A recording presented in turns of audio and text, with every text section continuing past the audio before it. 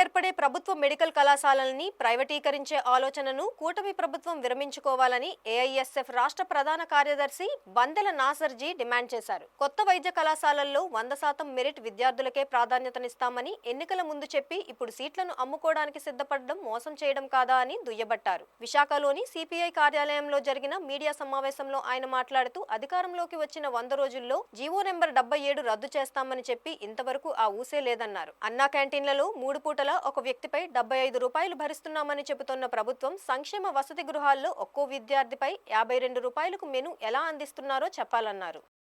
Media మిత్రులు నమస్కారం. నా పేరు బందెల నాసర్జీ, అఖిల భారత విద్యార్థి సమాఖ్య ఏఐఎస్ఎఫ్ రాష్ట్ర ప్రధాన కార్యదర్శి. ప్రధానంగా ఈరోజు కూటమి ప్రభుత్వంలో కీలక నేతగా పిలువబడుతున్నటువంటి విద్యాశాఖ మంత్రి నారా లోకేష్ గారు తన సొంత మంగళగిరి నియోజకవర్గంలో యువగలం పాదయాత్రలో హామీ ఇవ్వడం జరిగింది. ఈ వైసీపీ ప్రభుత్వం పేద మెరిట్ విద్యార్థులకి ఎంబీబీఎస్ విద్యను దూరం చేస్తుంది. ఈ రాష్ట్రంలో నూతనంగా ఏర్పడ్డ మెడికల్ కళాశాలల్లో 50% మాత్రమే కన్వీనర్ కోటాగా ఇచ్చి మరొక 50% ఎంబీబీఎస్ సీట్లను బి కేటగిరీగా సి కేటగిరీగా విభజించి బి కేటగిరీ 12 లక్షలు, సి కేటగిరీ 25 లక్షల రూపాయలకి అమ్ముకుంటా ఉన్నారు. మేము కూటమి ప్రభుత్వం అధికారంలోకి వచ్చిన వెంటనే జీవో నెంబర్ 107, 108 రద్దు చేసి పూర్తి స్థాయిలో నూతనంగా ఏర్పడ్డ మెడికల్ కళాశాలల్లో 100% మెరిట్ విద్యార్థులకి ఏదైతే నీట్ పరీక్ష రాసి క్వాలిఫై అవుతారో, ర్యాంకులు తెచ్చుకుంటారో 100% ఆ విద్యార్థులకే సీట్లు ఇస్తాము. ఎక్కడ ప్రైవేటీకరణ, కార్పొరేటీకరణకి చోటు ఇవ్వము, ఏ సీటు అమ్ముకోని చెప్పి హామీ ఇచ్చారు. అధికారంలోకి వచ్చి 300 రోజులు అవుతున్నా కూడా కనీసం ఆ 107, 108 జీవోల ప్రస్తావన లేదు. ఒక పక్క అనేక మంది విద్యార్థులు వలస వెళ్ళిపోతూ ఉన్నారు సీట్లు లేక, ఎంబీబీఎస్ సీట్లు రాష్ట్రంలో. కాబట్టి స్పష్టంగా అఖిల భారత విద్యార్థి సమాఖ్య ఆంధ్రప్రదేశ్ రాష్ట్ర సమితిగా డిమాండ్ చేస్తూ ఉన్నాం. రాష్ట్రంలో ఏర్పడ్డ నూతనంగా 17 మెడికల్ కళాశాల భవనాల నిర్మాణం పూర్తి చేయాలి. అదేవిధంగా చంద్రబాబు గారు ఇటీవల తీసుకోవడం జరిగింది. P4 సిస్టమ్ విధానాన్ని తీసుకొచ్చి మేము ప్రైవేటీకరణ చేస్తామని చెప్పారు. మేము అడుగుతూ ఉన్నాం, ప్రైవేటీకరణ, కార్పొరేటీకరణ చేస్తా అని ముందే హామీ ఇచ్చుంటే బాగుండేదేమో చంద్రబాబు గారు.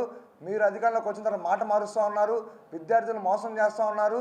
కాబట్టి అనేక మంది విద్యార్థులు 2-3 సంవత్సరాల పాటు నీట్ లాంగ్ టర్మ్ కోచింగ్లు తీసుకొని వాళ్ళ తల్లిదండ్రుల కళలు నెరవేర్చాలని చెప్పని ఎంబీబీఎస్ విద్య కోసం ఉన్నారు. కాబట్టి కేవలం విద్యార్థుల నష్టమే కాదు, ఈ రాష్ట్రంలో నూతన మెడికల్ కళాశాలలు వస్తే ఈరోజు పూర్తిగా మల్టీ స్పెషాలిటీ ప్రభుత్వ హాస్పిటల్ కూడా వస్తాయి. తద్వారా అనేక మంది పేద వర్గాల ప్రజలకు కూడా ఆరోగ్య పరిస్థితి బాగుండి చూపించుకోవడానికి బాగుండే అవకాశం ఉండిద్ది. కాబట్టి ఏఐఎస్ఎఫ్గా స్పష్టంగా డిమాండ్ చేస్తూ ఉన్నాం, జీవో నెంబర్ 107, 108 రద్దు చేసి నూతన 17 మెడికల్ కళాశాల భవన నిర్మాణాలను పూర్తి చేసి విద్యార్థులకు అందుబాటులో ఉంచాలని కూడా ఏఐఎస్ఎఫ్ డిమాండ్ చేస్తూ ఉన్నాం. ఈ రాష్ట్రంలో ఏ సంక్షేమ వసతి గృహానికి వెళ్తున్నా కూడా సమస్యలతో స్వాగతం పలుకుతూ ఉన్నాయి. విద్యార్థులు మొత్తం అనేక ఇబ్బందులు పడుతూ ఉన్నారు. ఎక్కడ మౌలిక సదుపాయాల్లో విద్యార్థులకి ఈరోజు ఎస్సీ, ఎస్టీ, బీసీ హాస్టల్స్ విద్యార్థులు రాత్రిళ్ళ పూట హాస్టల్స్లో దోమల సంగీత రాగాల మధ్య నిద్రిస్తూ ఉన్నారు. ఒక పక్క అన్నా క్యాంటీన్ గొప్పగా ప్రకటించి కోట్ల రూపాయలు పెట్టి యాడ్లు ఇస్తూ ఉన్నారు ఈ కూటమి ప్రభుత్వం. అన్నా క్యాంటీన్ తెచ్చాము, ఈ రాష్ట్రంలో పేదలు తినండి అని చెప్పాను భోజనం అని. ఏఐఎస్ఎఫ్గా సూటిగా ప్రశ్నిస్తూ ఉన్నాం ఈ కూటమి ప్రభుత్వాన్ని. అన్నా క్యాంటీన్కి రోజుకి 3 పూటలకి 90 రూపాయలు భోజనం పడుతూ ఉందని చెప్పని ఒక పక్క ప్రభుత్వం చెప్పింది. మీరు కేవలం 3 పూటల మీద 15 రూపాయలు చెల్లిస్తే చాలు, 75 రూపాయలు ఈ కూటమి ప్రభుత్వం భరిస్తుందని చెప్పింది. సరే, ఓకే, ఒప్పుకున్నాం.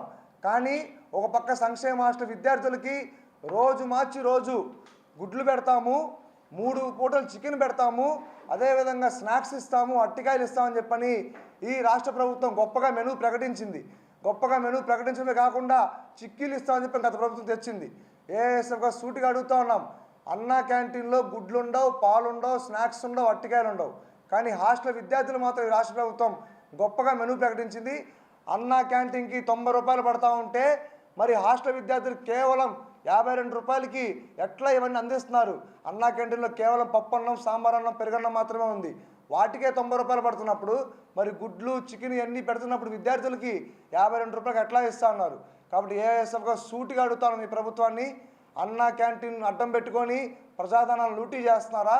లేదా ఎస్సీ, ఎస్టీ, బీసీ, మైనారిటీ వర్గాల విద్యార్థులు చదువుకునే సంక్షేమ హాస్టల్ విద్యార్థులకి కనీసం విద్యార్థి సగటు మనిషి తెలియనటువంటి నాసి రకమైన భోజనం పెడతానని ఏఎస్ఎఫ్కి అడుగుతా ఉన్నాం.